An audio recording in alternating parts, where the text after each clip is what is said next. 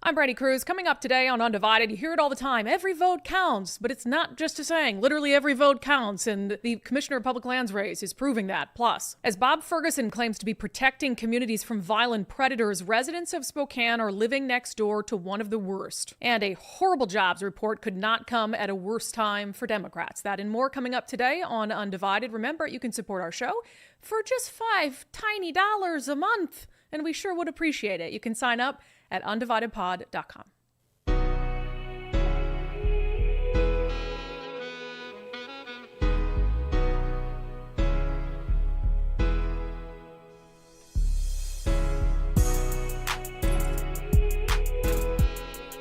Hello and welcome to Undivided. Thank you for being here. Thank you so much for your commitment to giving common sense a comeback. 51 votes. 51 votes could be the difference between Republicans taking back one statewide office on the entire West Coast or not doing it. And 51 votes appears to be what's going to potentially keep that from happening. I want to get to that coming up in a moment. I'm not trying to blame and shame.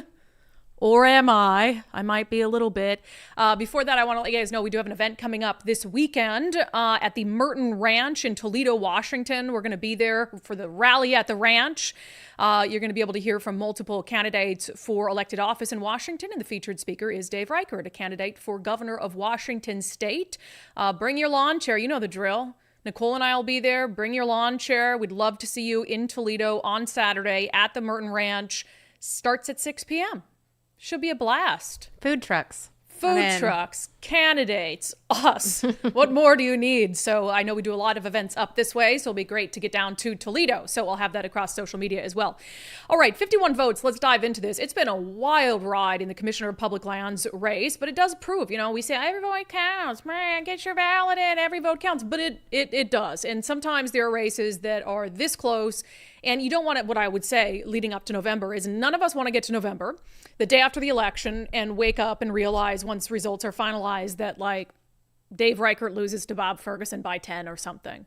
I don't even know how I could mentally cope with that. So let's talk about the Commissioner of Public Lands race. We'll look at it in two ways, both with percentages and individual votes. So Jaime Herrera Beutler will be advancing to the November election.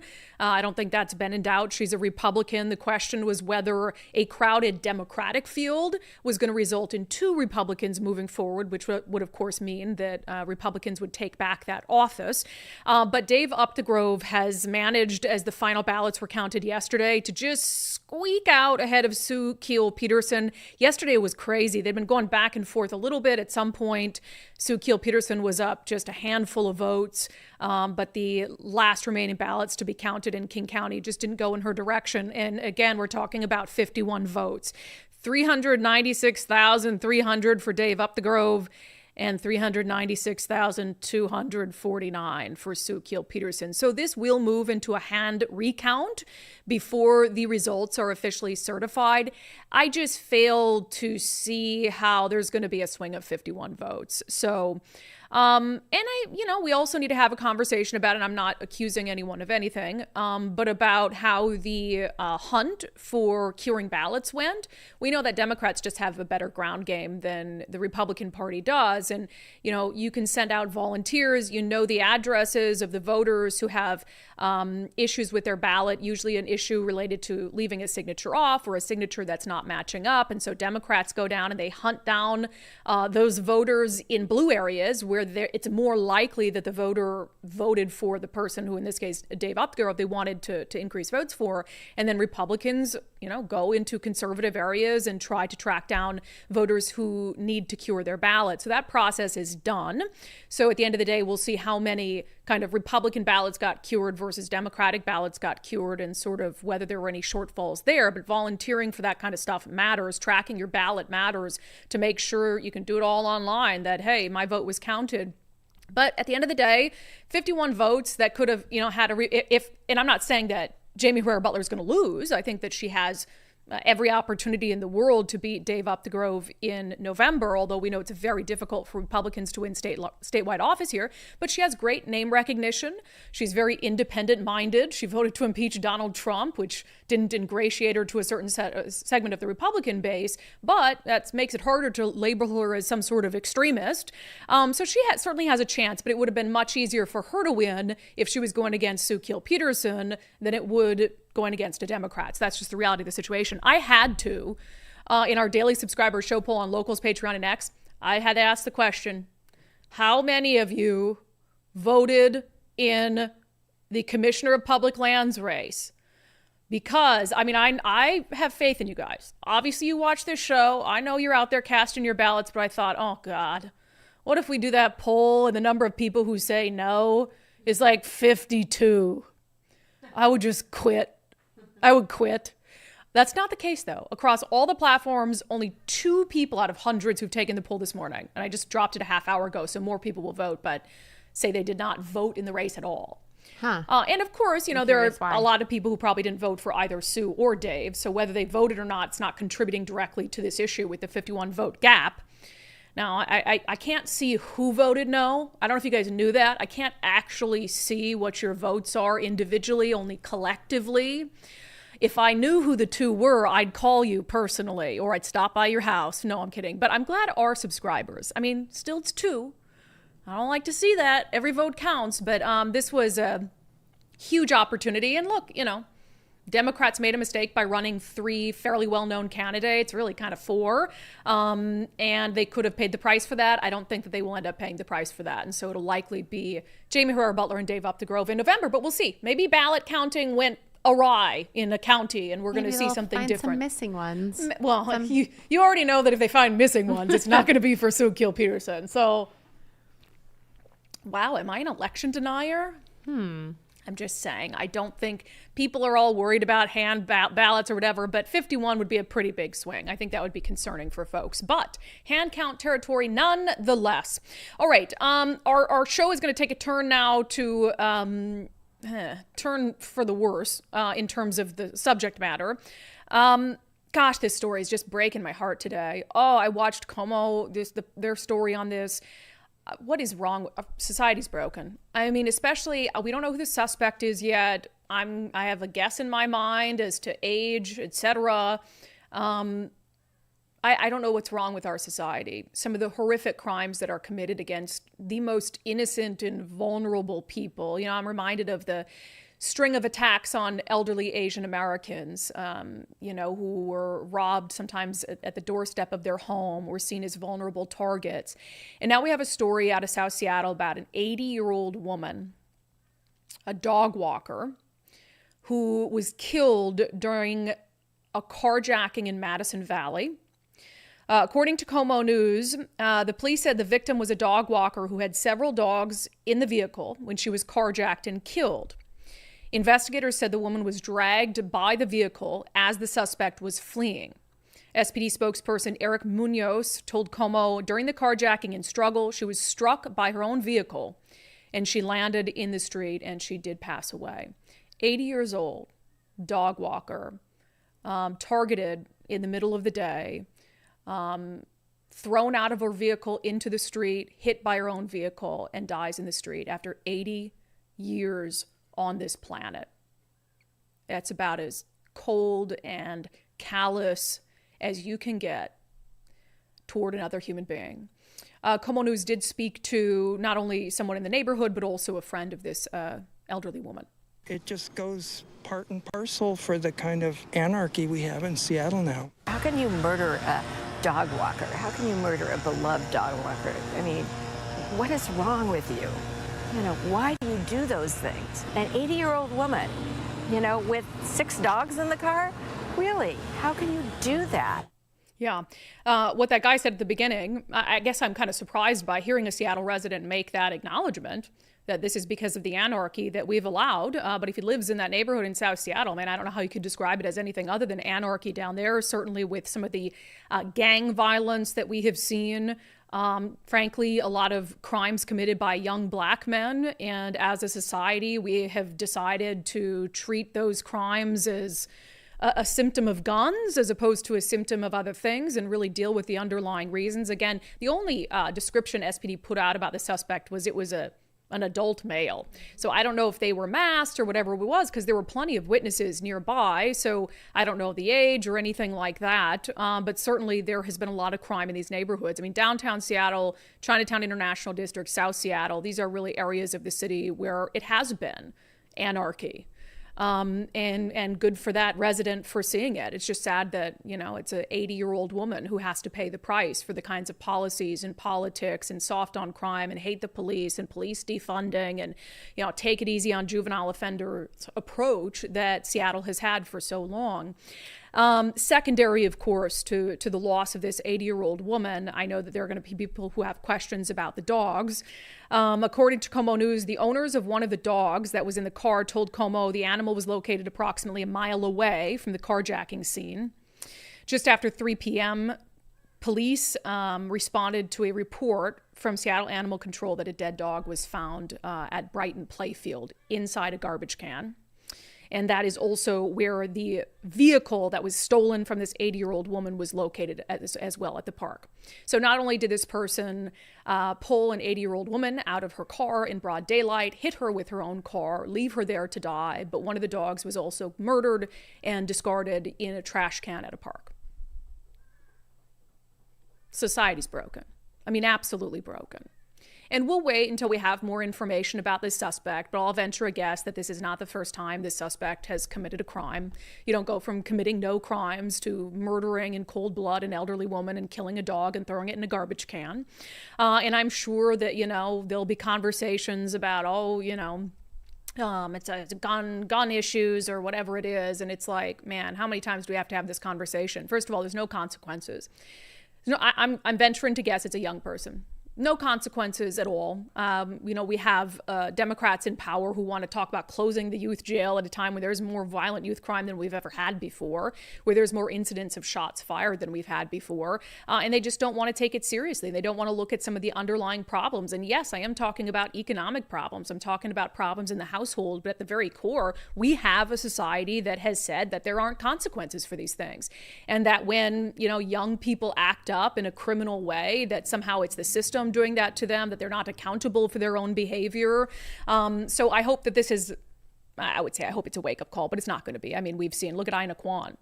I mean, we thought Ina Kwan would be a wake-up call. The pregnant woman who was murdered in cold blood, sitting in a vehicle at a red light with her husband, business owners in downtown Seattle, where a mentally ill man opened fire inside their vehicle and murdered her and her baby. And that felt like at the time, this has got to be it, right? This has got to be it. This has to be the wake-up call that we've all been waiting for, the rock bottom of public safety in the city of Seattle, where we realize we cannot continue to allow this criminal element that hurts people over and over and over and shows signs of mental illness or shows signs of a complete lack of regard for human life. But that wasn't it. The Seattle powers that be forgot about Ina Kwan pretty damn quickly. And now we have this 80-year-old woman, dog walker, murdered in broad daylight, dog left in a garbage bin. The hell is wrong with these people? It's truly devastating. And I don't know what it's going to take to fix it. And then we got freaking Bob Ferguson. I hate to make it political, but it is political. Frankly, it is freaking political. And then you've got someone like Bob Ferguson, who's the state's chief law enforcer for 12 years, doesn't give a damn about public safety. And now he gets to run on a public safety platform. No one in the media says jack shit about it. No one wants to call him out on it. Voters are blissfully unaware about it and saying, yeah, I want the same guy who was the state's chief law enforcer for 12 years, who didn't give a damn about public safety, didn't stand up for police in 2020, didn't speak out about police defunding, treats all of these things like a gun issue. That's the guy who's been in charge of law and order for the state of Washington for 12 years. Let's vote for him. Let's give him a promotion. Wild stuff. My mind will never understand it. I guess the only thing I can that I can even hope explains it is apathy. Is people who are focused on their lives and their families and all these things, and they just aren't watching the news. And I don't know that I blame them for that. I mean, I wish everybody was focused on what's happening around them in their neighborhoods and their communities and their state. But hell, I'm jealous. If you can go about your life you can have your job, raise your kids, do all of that, not be concerned with this utter bullshit, then like, I bet your mental health is better than mine. 100%. And vote for Bob Ferguson. For the love of God. It's just insane. All right. I'm going to talk about Bob Ferguson again coming up next. I should give people a warning. I'll give it here. We need a little ad to put in, kind of a weird place for it. But I have talked about, in fact, I was at Freedom Fest this last Saturday. I saw a woman who I hadn't seen since the Freedom Fest last year. So it'd been a year, right? And I look at her, I'm like, holy smokes, you look good. I mean, she looked wonderful. And she like whispered, she's like, oh, I did Eastside weight loss and I'm down 36 pounds. And like, we gave each other a big hug and took a picture so we could compare it to the picture we took the year before. But man, so just between the two of us, down 76 pounds with Eastside Weight Loss Clinic. So I love hearing those stories. I've lost 40 pounds on the program, feeling great. And one of the other things she told me is, I feel like I can really keep it off of this program. And I've been able to keep it off. And you have, ups and downs, small ones where you're like, oh, I'm going on vacation. I'm just going to just do what I want. I'm going to eat what I want. I'm going to drink what I want. And I've certainly done that in the last 2 years. And you get back from vacation, you're feeling a little lethargic, but this is the program where you just jump right back on. Week or two of the program, you're like, I feel great. And so I just love hearing those success stories. So do what I did, what so many others have done. Schedule a free 15-minute consultation with Dr. Ryan Coogan and his team at eastsideweightlossclinic.com. That's eastsideweightlossclinic.com. Okay, I'm not letting the scandal go. I'm not letting it go. We're going to talk about it every day on the show this week. I am sure we will talk about it on the show next week because I am so sick of having one of the most powerful politicians in Washington state be allowed to get away with such corrupt, such scandalous, such dishonest behavior. Bob Ferguson's sitting here like all happy, completely weathering 3 scandals that should have taken down his gubernatorial campaign. But they're not, because the media has no interest in holding him accountable for anything. So what are you supposed to freaking do? Why do you think that Bob Ferguson is pulling ahead of Dave Reichert? It's not because he'd be better for the job. It's not because he's done such a bang-up job for the last 12 years. It's because when he has epic failures of leadership, the media's like, well, nothing to see here, folks. It's wild. So no, we're not going to let this one go because this is disgusting. It is a disgusting lie that Bob Ferguson has spun to the people who he serves now and the people he wants to continue to serve as governor. And that is the absolute lie that he is somehow working and has been working to keep our communities safe and to keep them safe from sex predators. And the truth could not be further from that. We've been talking on the show about the Seattle Times expose that looked at how the state of Washington and the Attorney General's office under Bob Ferguson has been quietly releasing sex offenders from McNeil Island into our communities. Now, the Seattle Times didn't bother to point out the fact in this article, they didn't even mention Bob Ferguson, and they didn't bother to point out that for the last couple months in the campaign trail, he's been touting his work protecting communities from sex offenders and keeping them on McNeil Island. Which just isn't true. Yes, are some still on McNeil Island? Sure. But when he says that, oh, I've kept nearly 100 of the most violent sex predators out of our communities. When he says that, he leaves out the fact that they've quietly released more of them than they have kept there. That there are more people released from McNeil Island and civil commitment than there are remaining on the island. And he conveniently leaves out the fact that some Democrats want to close McNeil Island altogether. And man, it makes it a much easier argument to close McNeil Island if you've been quietly letting people off McNeil Island to make it look like, oh, we don't even have that many sex predators left on McNeil. So just incredibly dishonest. And so, first of all, let me apologize to you for the graphic nature of the segments on this week. We'd give a warning beforehand because talking about child sex abuse, talking about rape, talking about predators is always dark. It's never easy. No one wants to hear it. No one wants to hear those details and have those details stuck in their head. But I have to tell the details to you. I have to share the details with you because I want people to know just how grotesque it is for Bob Ferguson on the campaign trail as governor to say he's protecting communities from these sex predators while he is quietly allowing some of the worst of them to be released. People who have done unthinkable, unimaginable things that if they're living down the street from you, you have every freaking right to know. And you have every right to know the role the Attorney General and the Attorney General's office played in allowing them to get off McNeil Island.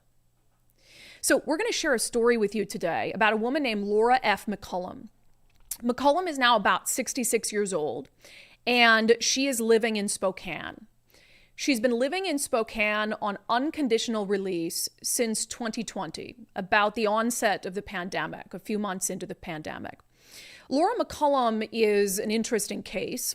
She's a despicable person, but she is only the second woman in the United States to be given the classification as a sexually violent predator. And she is the first woman to ever be civilly committed to McNeil Island. So I want to go through a story from the Spokesman Review for you to help you understand more about Laura McCollum's case. Nicole, if you can pull this up. The headline, Washington's first female sexually violent predator released to Spokane. This article was written May 3rd of 2020. So as I said, Laura McCollum was released to Spokane unconditionally, no conditions, from McNeil Island in late April of 2020. So remember what was happening in late April of 2020. The world was completely chaotic.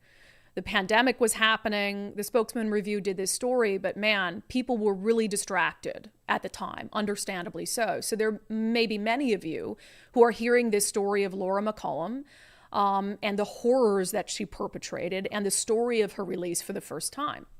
So Laura McCollum was convicted of raping a Tacoma infant in 1990, an infant in Tacoma in 1990. But she has also said that she had many other victims that she was never charged and tried for abusing. Police arrested McCollum, this from the Spokesman Review, in March of 1990 after she admitted to her therapist that she had repeatedly sexually abused an infant girl she was babysitting in Tacoma during the latter half of the 1980s. The girl was between 18 months and 3 years old during the abuse. After McCollum's initial 68-month prison sentence, a Pierce County judge determined she was a sexually violent predator and had her civilly committed in 1997. During treatment, she admitted to abusing 14 children as an adult, often by targeting single mothers and parents who abused drugs. She also reported victimizing more than 100 other children when she was a child herself in the foster care system. So as far as sex predators go, this is as despicable as you get. Sexually abusing an infant between the age of 18 up until they were 3 years old. And admittedly, sexually abusing many more. Preying on the children of drug abusers and single parents. It's as disgusting as you get. So she landed where the other disgusting, irredeemable sex predators land, on McNeil Island. So how the hell did she get off McNeil Island? I'll continue to read from the Spokesman Review. So despite everything she had done, everything she admitted to doing in therapy that, again, she was never convicted of, she was given supervised release into the city of Lakewood from McNeil in the summer of 2019. So what we're talking about here is going to be about 8 months before she actually got released to Spokane. She got released to Lakewood, except it didn't go well because it was very clear she was still a predator.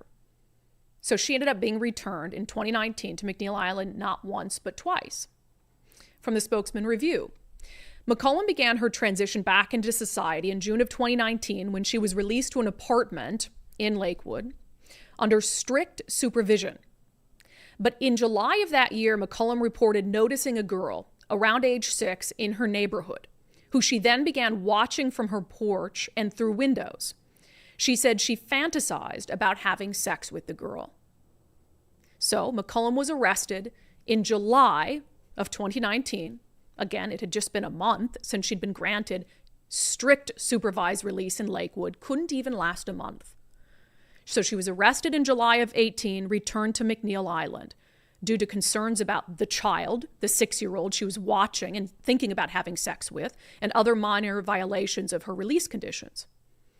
And then again, mid-October, despite all of that, she was once again released to Lakewood. And then, in January of 2020, She was returned again to McNeil Island after she violated her release conditions. The psychologist who interviewed McCollum, according to the Spokesman Review, in February of 2020, ahead of her trial for release, determined she still suffered from pedophilic disorder, but could not say with certainty that she was likely to abuse a child again. He wrote there was no evidence that McCollum experienced a major lapse when watching that 6-year-old child in June, and she showed progress by not becoming physically aroused, despite the fact she admitted she was fantasizing about having sex with the 6-year-old girl in Lakewood she was watching out her window. So, because of that, the Washington Attorney General's office under Bob Ferguson petitioned the Pierce County Superior Court to dismiss her sexually violent predator classification in March of 2020 because multiple mental health experts could not prove she was likely to reoffend. So she was given unconditional release. Again, that timeline. 2019, she's given strict supervision. Released to Lakewood under strict supervision. She still sits on her porch and looks out her window and sees a 6-year-old girl in the neighborhood and fantasizes about having sex with her. So she gets back after less than a month on strict supervised release. She's back to McNeil Island. They try again for some ungodly reason in October, release her again to Lakewood. Again, it doesn't work out. Within a matter of 4 months, she's sent back to McNeil Island. And then she has a trial to say whether she should continue to be considered a sexually violent predator and be civilly committed at McNeil. And a therapist says, well, she showed progress because she didn't get sexually aroused when she looked at the 6-year-old. She just thought of having sex with her. So the Attorney General's office under Bob Ferguson says, hey, those strict supervised releases in Lakewood that didn't work out, no big deal.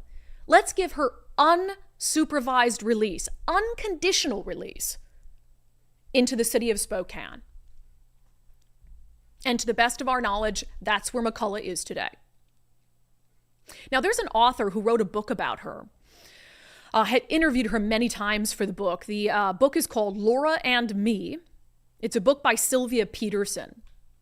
So when the Spokesman Review did a story basically to let Spokane residents know, like, hey, this violent predator named Laura McCollum, she's about to be living near you, they interviewed the author of this book.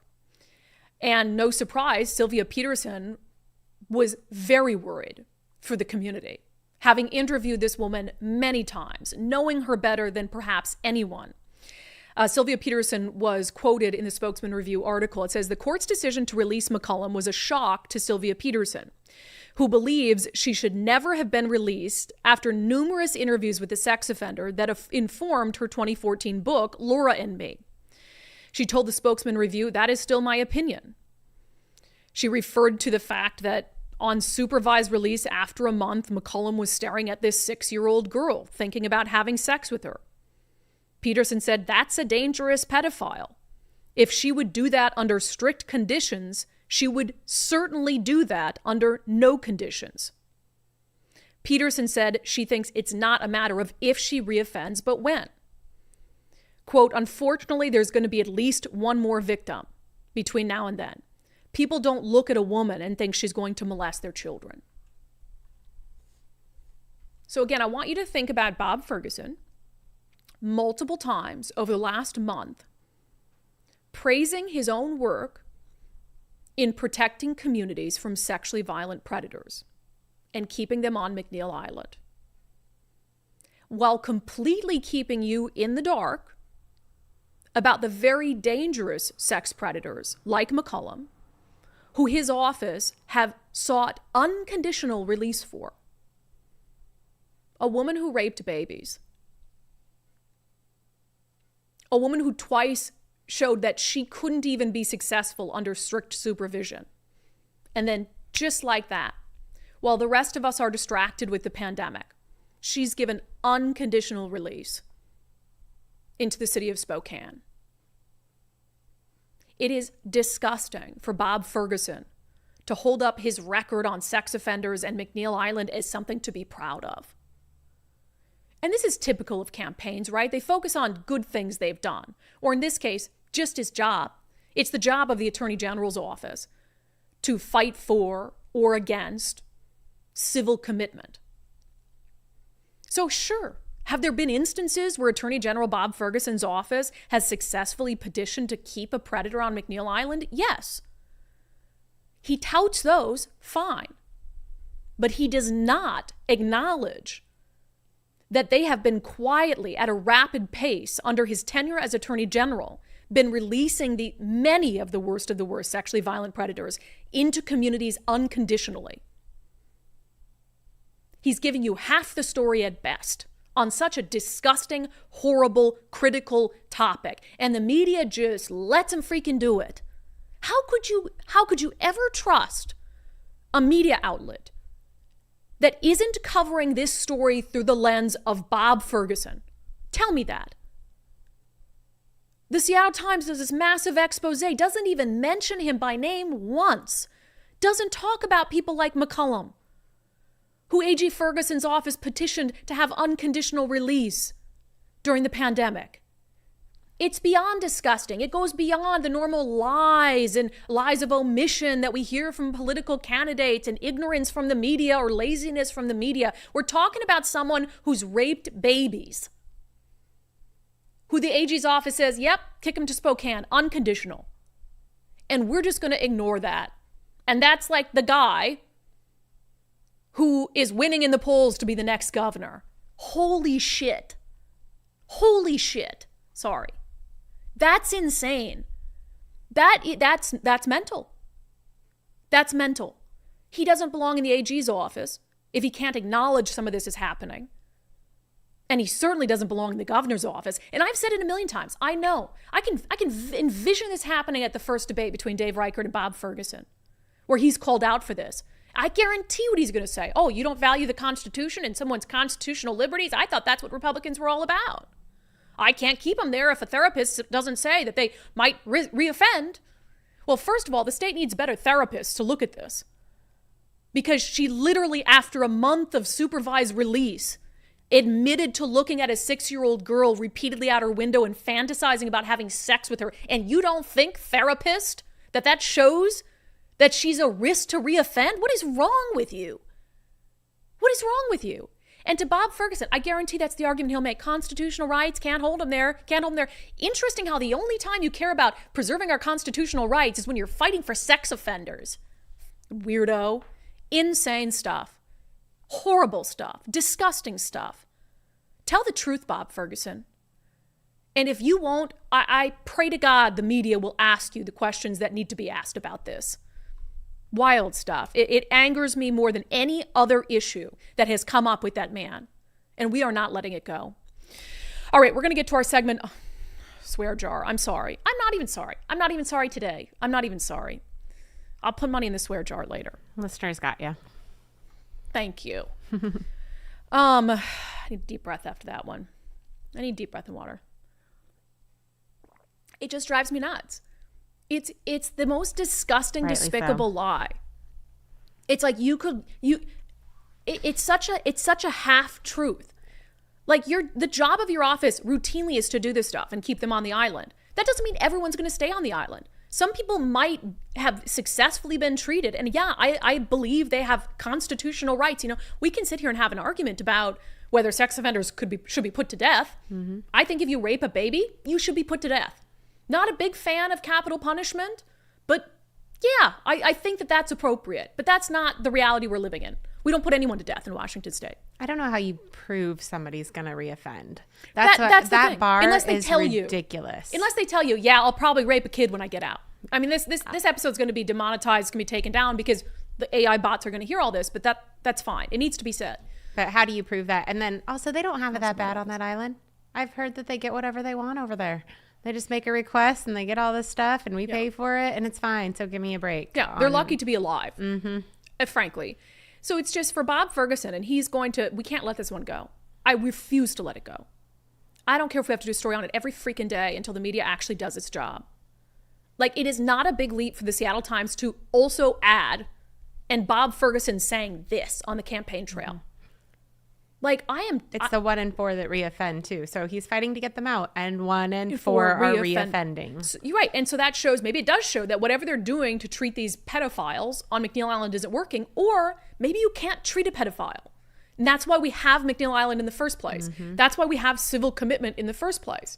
Because somebody who would rape a baby is automatically irredeemable. You don't come back from that. You don't all of a sudden one day wake up and say, I'm not interested in doing that anymore. So Bob Ferguson, I'm genuinely disgusted by you. Genuinely disgusted that you would repeatedly on the campaign trail, on social media, tell communities you're protecting them from these people. You're not protecting them from these people. Maybe a few of them that were easy, like, yeah, they're telling the therapist they'll absolutely commit a sex offense again. Wow, what an easy case. But the lady who twice in a year violated conditions of her release, even under strict supervision, was looking at a 6-year-old girl, somebody's little girl, somebody's child in Lakewood, out the window thinking about having sex with them. That's not enough to keep that person on McNeil. You don't want to say anything about that on the campaign trail, and you don't have to. You don't have to, because the media's not going to ask you about it. Because they have utterly failed us. They have failed us. And I go back to the 80-year-old woman. Lives 80 freaking years on this planet. Dragged to her death, hit with her own car, one of her dogs that she was watching dumped in a garbage can. That's Bob Ferguson's Washington State.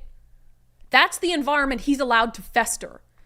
When he, as one of the most influential Democrats in a state run by Democrats, didn't have the backbone or didn't care or didn't want to speak up in favor of law and order as it was deteriorating over the last decade, didn't want to say shit about police, defunding, standing up for the police, and now he wants to say, I'm the law and order candidate. I have a plan to hire more police officers.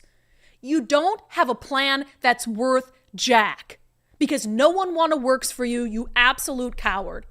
Man, we have to do everything we can. I have never been more fired up about Bob Ferguson.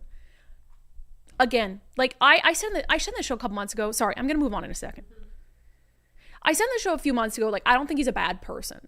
I've met him. I've interviewed him many times. I've met his wife. I'm sure he's a great dad and a great husband. It's hard for me to square that now.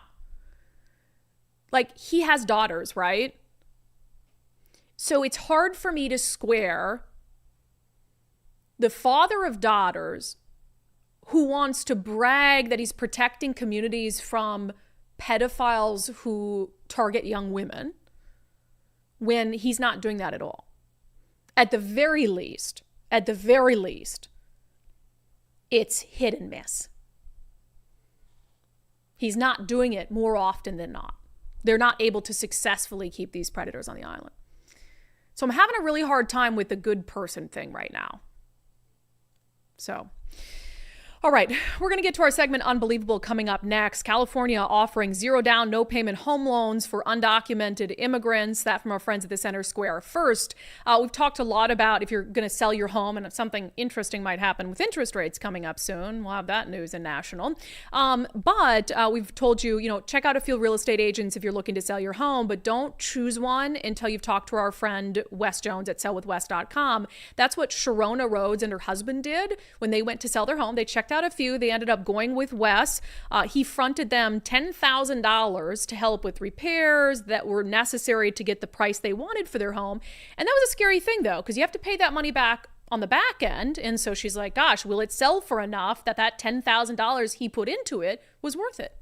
It was a little scary, but he sent us weekly, I think, reports on how home sales were going in our area. So we knew we were on the right track. And so, my husband and I are not big on debt. Good. But, we had to be in debt to get the things done that we needed done. So it was just a lot of praying, like, Lord, just please let this happen. And then trusting that Wes knew exactly what he was talking about and that he would come through in the end, which he did. Yep. He was able to get their home sold for over list price in just 6 days. Sellwithwest.com, sellwithwest.com. Start by using their home value calculator to see how much your home is worth. It might be worth more than you think. Sellwithwest.com, a better way to sell your home. All right, as many Americans who've been paying into our tax system for years and years and years struggle to come up with the money to make a down payment to be homeowners in California, all you got to do is come across the southern border illegally, and they'll help you get into a home, zero down, no payments. Let's talk about it in our segment, Unbelievable. Boop.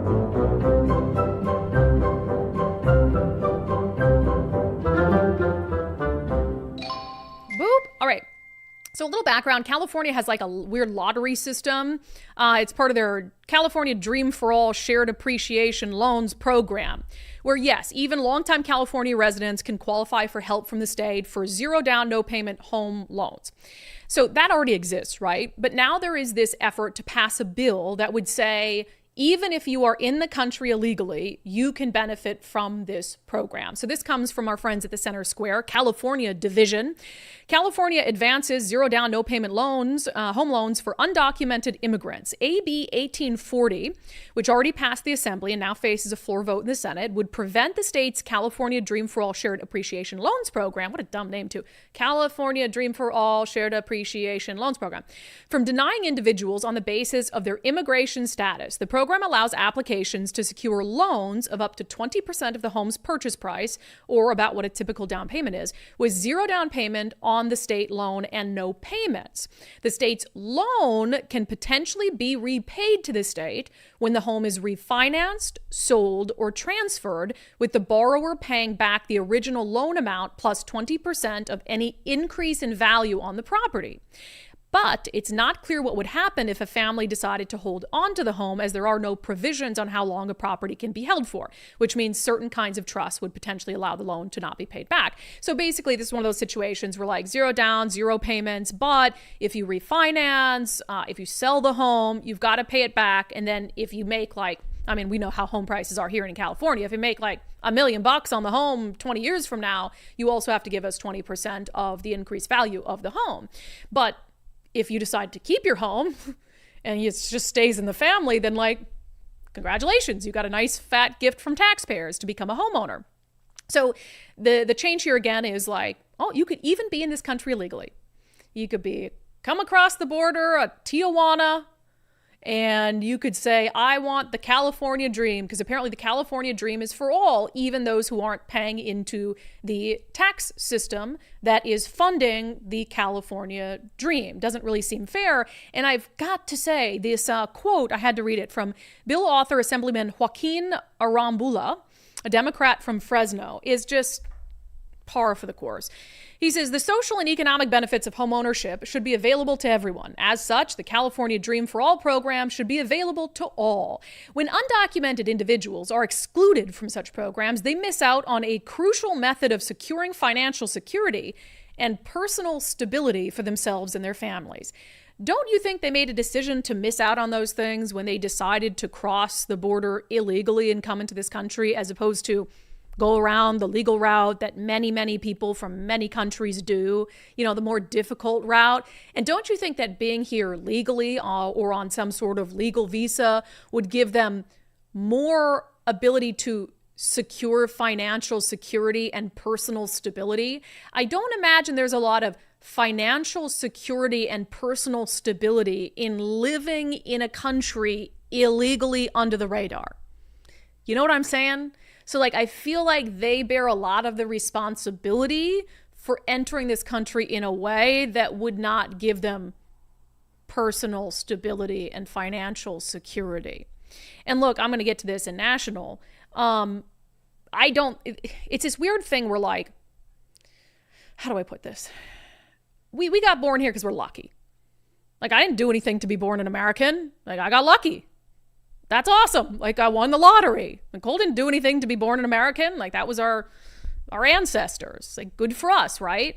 So I feel bad for people who weren't as lucky. I feel bad for people because of, the powers that be that decided you're going to be born in a poor third world country to poor parents who are struggling in a place. Like, I feel bad. I don't think I'm somehow automatically better or more deserving of a good life and a secure life and a stable life than someone who is born in the poorest places on earth.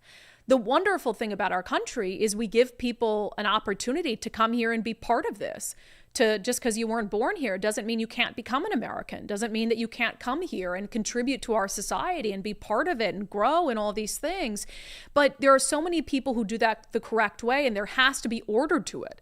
There has to be order to it, or America won't be the greatest country on earth. Or this won't be a place where people who had the unfortunate luck of being born in a third world country, it won't be a place that they can come for a better life anymore.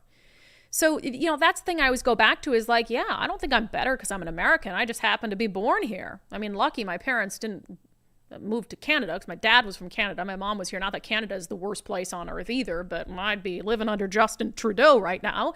But yeah, we have to acknowledge, like, this is dumb luck for us. Dumb luck that we get to be Americans. But unfortunately, this is the world that we're living in, and you can come here, and we want you to come here, and we want you to contribute. But the very best way for you to do that is the legal way. It's the best way for you. It's the best way for your family, and it's the most fair way for you to contribute to this wonderful country and to keep it wonderful for other people who want to come here too. All right. So anyway, 0 down, no payment home loans. Unbelievable. All right, happening this weekend. Oh my gosh, don't miss out. Natchez RV Resort is having their grand opening phase 2 this weekend. They've got 18 extra large RV lots starting at just $79,900, and that's the grand opening weekend pricing. So if you want that pricing, you need to get in touch with Natchez RV Resort and schedule an appointment now before this weekend is happening August 24th and 25th. So schedule that appointment now if you're even remotely interested. NatchezRVResort.com. Man, they have first-class amenities. I think calling it an RV resort really doesn't do it justice. I mean, they've got pickleball courts, they're finishing their pool, they've got a hot tub, they've got a gym, they've got showers, laundry, this beautiful 4,300 square foot clubhouse they just finished, gourmet kitchen in there, tons of place for you and your family to hang out and to have visitors hang out, etc. They've got a dog park, and it's just beautiful out there. I mean, there's a million things to do, year-round events, 300 days of sunshine, hunting, snow skiing, golf, river rafting nearby, wine tasting nearby, you name it. So check them out, NatchezRVResort.com, NatchezRVResort.com, and don't miss out on phase 2 grand opening pricing. This weekend, 18 extra large RV lots starting from just $79,900. And let me know if you buy a lot, which lot you get, because I'm going to start plotting where all our friends are in the lots. I already went out when Mike and I visited.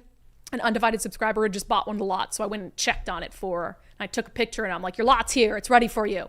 Nicole's aunt's out there, so we're just going to plot. And then when we visit, we'll just bounce around, go around place to place and get fed and be given booze. Feed us, give us wine. Outdoor kitchen areas. Oh my gosh, it's beautiful. Indoor, outdoor fireplace. Really, I really, Mike and I we're this close to pulling the trigger on an RV. Oh, I thought you were going to say on the RV lot. Well, the RV, first comes the RV, then comes the lot. I like it. Only because, total sidetrack, sorry. I mean, he uses it for hunting and watershed. We've been using a friend's RV, which was very nice of him, but it's on its last leg, I think is fair to say. Yep. So we need it for watershed. Mike and I bought that property. We don't have a place there's nothing on it. So we need a place to hang. So I went from being like I don't want an RV to, yep. Mike's changed me a lot. I think for the better. Yes. Yeah. I mean, I don't know. I mean, it like just in terms of my hopes and desires. Yeah. Like made me focus on like, wow, I'm really off track right now. Just things that matter more. I think that's part of like just getting older too, right? Growing up. Where you kind of forget about the dumb stuff and it's like, living in the country with some dogs and an RV, that sounds great. Right. Sometimes on weekends I tell them like, I want to just jet out to our property and throw a line in. I think like, who am I? It's a goal that you didn't have before. Yeah. Like, I mean, I think I did say early on that my goal was early retirement, but but not a lot of people go, that's their goal. Right. But that's just because I like traveling. Yeah. Right. But I really think that once you're in this place where you have a solid career, then you're like, okay, what's next? Like now I need to look forward to where I'm going next. But it's just the chill things I enjoy now. Yeah. Like I used to be like, oh, let's go out or let's go, have some sort of exciting adventure and travel. I still like that stuff. That sounds exhausting. But I would like a nap during the day. Yes. And then I want to go throw a line in and go fishing. Yep. And pet my dog. Yep. That's it. Like, that's a Look at happy the day scenery. for me. Yep. Anyway, natchesrvresort.com. I'm with you. Okay. So not a good jobs report for Democrats. So this comes, and I'm sure you've heard the news. We'll dive into it a little bit. But Joe Biden gave a speech the first day of the DNC. And in his speech, which was, littered with falsehoods, as every politician's speech is these days. So angry. Yeah. He bragged about jobs and how many jobs his administration has created. Here's a clip. We've gone from economic crisis to the strongest economy in the entire world. Record 16 million new jobs. Record small business growth. Record high stock market. Record high 401ks. Wages up. And inflation down, way down, and continuing to go down. Yeah, except the current employment statistics for March of 2024 just got revised downward, 818,000 jobs. Yeah, that's not good. It's the largest downward revision in history, I think I read. So 818,000. Let's see where some of the biggest losses were. Retail trade, not a surprise there. Professional and business services. So like businesses, 358,000 jobs. Does that scream like a roaring economy to you? Leisure and hospitality, 150,000. So that tells me right there, people don't have expendable income. They're hurting financially. They're not traveling. They're not going out. 150,000 jobs lost in that sector. Nicole, we were looking at this and she pointed out one of the only sectors to gain jobs, 87,000 jobs in the revision, private education and health services. Yeah, that sounds about right. Private education is going gangbusters because public education sucks so bad. Construction down 45,000, manufacturing down 115,000. Hasn't he bragged about all the manufacturing jobs he created? So this is... In that speech, he bragged about 800,000. Yeah. Yeah, same. Minus 115,000 on that. So that's where the jobs downward revision is. Here's how they talked about it on CNN. Some of the forecasters had been saying probably around a few 100,000 jobs. Goldman Sachs had said maybe up to 1 million. So this is on the higher end. Not a massive reaction from the market. I think that's in part because this is somewhat backwards looking data. What investors really care about is what happens next. And these numbers out today, they do support the idea that the jobs market has been weaker than we previously thought and that it has been slowing down.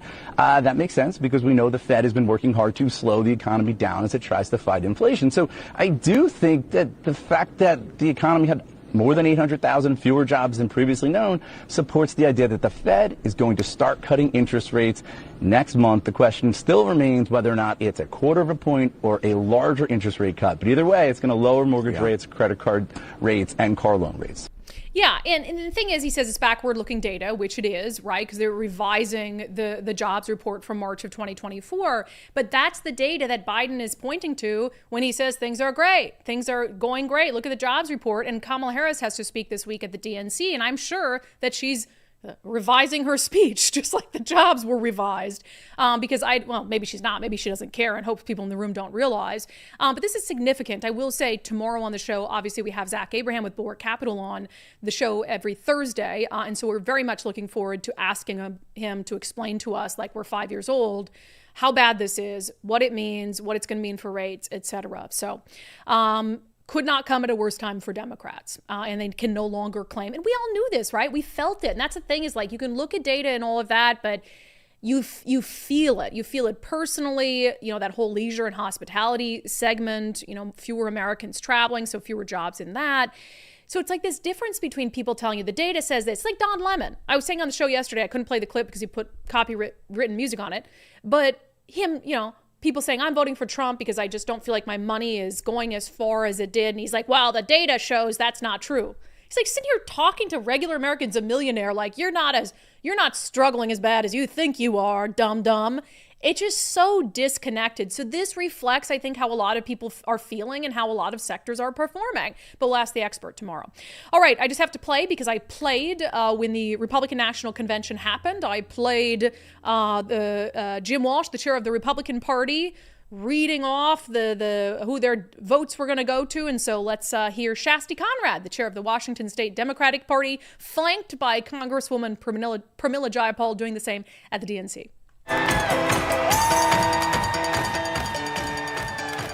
Washington, how do you cast your vote?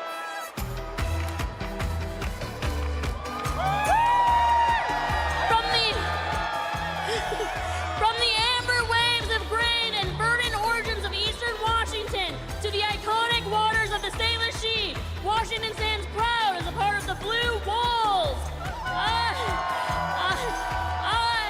I, the first South Asian woman leading a state party, am honored to pledge 9 votes present and a lucky 101 votes for Vice President Kamala Devi Harris.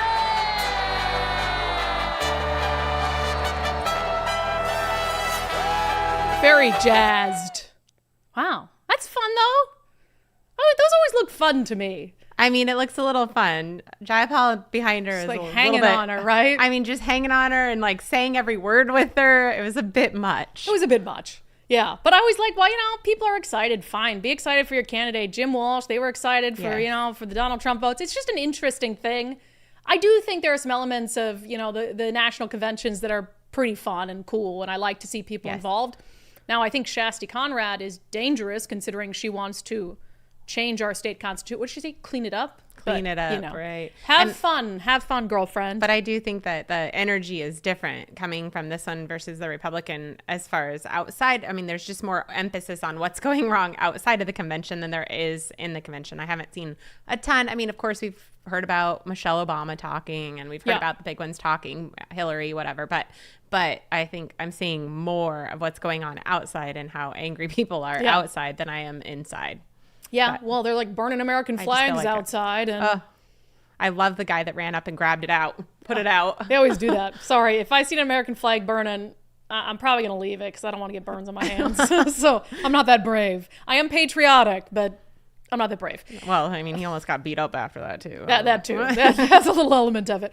Okay, we'll get to comments in our closing sanity check next. First, I mentioned Zach Abraham was going to join us tomorrow, help us make sense of that revision in the jobs and what might come after that. But Zach Abraham, they focus on, first of all, they are laser focused. That man knows everything that's going on in the news, with the economy, with things like the jobs report. He can explain it to you well. And Zach was the chief investment officer at Bulwark Capital. They specialize in managing risks. They're looking at the totality of the circumstances, totality of the economy, like jobs, et cetera, when they're deciding what to do with your portfolio. And managing risk is their number one focus. Their goal is to lower risk, because you can never eliminate it, right? Lower cost, give you as much upside as possible. You only get one retirement, which is exactly why you need Zach Abraham and Bulwark Capital in your corner. Let them show you how their risk management strategy can protect that retirement you've worked so hard for. Learn about their strategy with the free Common Sense Investing Guide.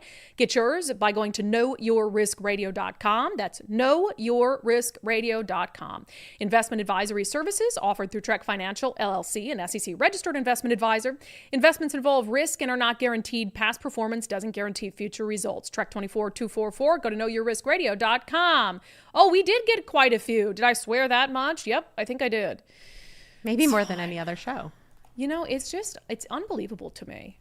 It is. I need to start saying Jack instead of S-H-I-T, though. Oh. Jack. BS. There you go, BS. Bill B is the $20 super chat. Regarding the DNC, even with the enormous help of the mainstream media, I'm failing to see the joy of what can be unburdened by what has been. Maybe more enlightenment is forthcoming. Yeah, Joe Biden's speech didn't really scream joy. But you know what I'm also really sick of on both sides? This obsession over, crowd sizes. There's some empty seats here. These bleachers are empty. And they both do it to each other. And it's like, look, they're both bringing in some pretty nice sized crowds. Can we focus on more important things? It's just embarrassing. Old Sub Sailor, $10 super chat. I'm still good with dem men getting vasectomies. The free vasectomy clinic outside the DNC. Son Miller, $10 super chat. Truth. Country Guy, $10 super chat. Swear jar contributions. Speak your heart. Jenny Wagner, $20 super chat. Rick Eckert, $10 super chat for the swear jar because we don't want Brandi tamping down the fire. You can't put that fire out. Anna M, will there be yard signs for the initiatives there? I want one for my home. Yes, I will make sure that there are yard signs for the initiatives there. I'm just promising that without talking to anybody, but I will make some phone calls, and if I have to bring yard signs for the initiatives personally, I will do just that. Mike and I got rid of all of ours. You had a lot. You left Freedom Fest with a lot. Probably 30. Yes. Yeah. So we put them up around our hood, and then we gave some to some people to put up. And so, we're gone. We're out. We're fresh out. Love it. Love it. So yeah, I will, if I have to pick them up and bring them personally, I will bring them down to Toledo this weekend. Nicole, remind me. Okay. Okay. Mary Christie, I really dislike Jamie, but I will hold my nose once again to vote for the Rhino. Good for you, Mary Christie, because remember what we saw, 51 votes can make a huge difference, and hell, I'd rather have those 51 votes go to someone who you don't particularly love but are willing to vote for. And also, Rhino, can we just come up with a better term? It's like Jamie's been a conservative for a long time. She might not be your brand of conservative, but that doesn't mean she's not a conservative. I would say I'm a conservative. There's a lot of things I'm liberal on, but I'm far more conservative than liberal. And I'm not even a Rhino because I'm not a Republican. But so it's like nobody has this, monopoly on what it means to be a conservative. And to me, that's a very liberal mentality, is like, oh, you're not a Democrat. Like they do to Mark Mullet. Like, no, he's a fake Democrat or corporate Democrat or whatever it is. So come on, let's just agree that, hey, there are a lot of different brands of conservatism and types of conservatives. And if they have more in common with you than not, they're on your team, man. They're on your team, Mary. Lieutenant Dan says, too bad this state will do more to protect child predators than everyday civilians. Yep. I can't wait for Bob Ferguson to use the constitutional argument. Oh, well, they have constitutional rights, while he erodes our Second Amendment constitutional rights after he introduced a bill or supported a bill that would have criminalized wrong speak on elections. Only supports constitutional rights for the sex offenders. Make sure Dave has that in his back pocket. Yep. Crafty Grandma Crispy, this is the result of DEI, where you don't have qualified people making decisions that negatively affect the general population. I'm assuming that's for the California story. I think that was directed at Ferguson for some reason, but I don't know. That's just where it lied. That's where I found it in the comment. Tara Matheson, you can't fix them no more than you can fix someone who's gay. It's what they desire, period. And I have a hard time. Yeah, that's kind of similar, right? It's like, what did they put conversion therapy? Right. For gay people, it's like, no, they're gay. You're not gonna be able to convert them to be straight. And I don't like the comparison between pedophilia and being gay. Those are two totally different things. So let me be clear on that. But yeah, when it comes to being a sex offender, as I said earlier, if you have some sort of appetite for children, I'm sorry, there's no therapist who's going to get that out of you. But let me be clear. I don't like the whole being gay is not it's not in the same sentence. And I do believe what Crafty Grandma was talking about was the therapist. Oh, and gotcha. that was the result. So you have these people in high power positions making these decisions, and she thinks they may Chris, of course, they just magically found votes for the Democrat. Never fails. You said last night. I mean, we'll see what the recount does. There's just a few votes left, surprisingly. Wonder where they found them. Interesting. No, I trust the process. We'll see how the hand recount goes. Maybe there was some issues somewhere. It's worth investigating. It is always worth investigating, but you have to come at me with some sort of evidence, mathematically, of something that doesn't add up, or else it's that cry wolf thing.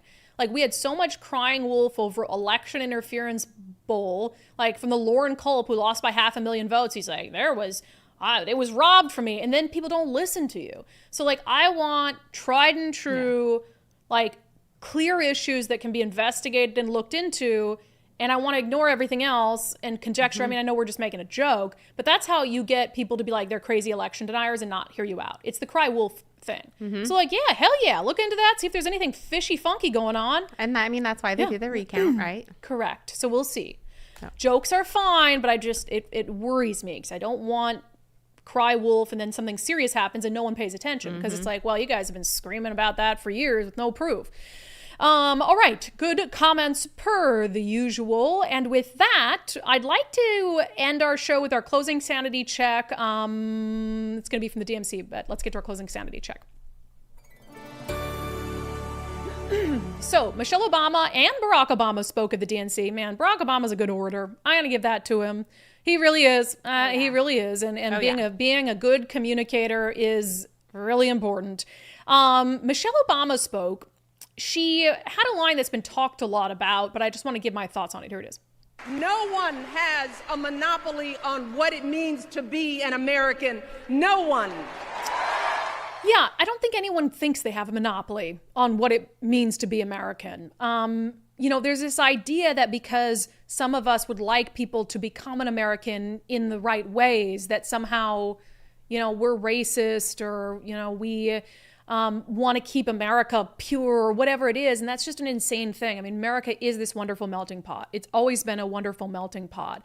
But it's not anti-immigrant to say that we want immigrants to come here legally. So that's just ridiculous. That has been your sanity check for today. That has been today's episode of Undivided. Thank you for being here. A reminder, we are going to have that event down in Toledo this Saturday. I'll post the flyer for it all across my social media pages so you know the when, where, but we'd love to see you. So undividedpod.com. If you have not become a subscriber already, please do so. It's just $5 a month. It is really helpful for us. Especially during this critical election year where we've just got a million things going on and a million things to cover. So undividedpod.com, undividedpod.com. We will see you back here on the live show tomorrow for our final live show of the week.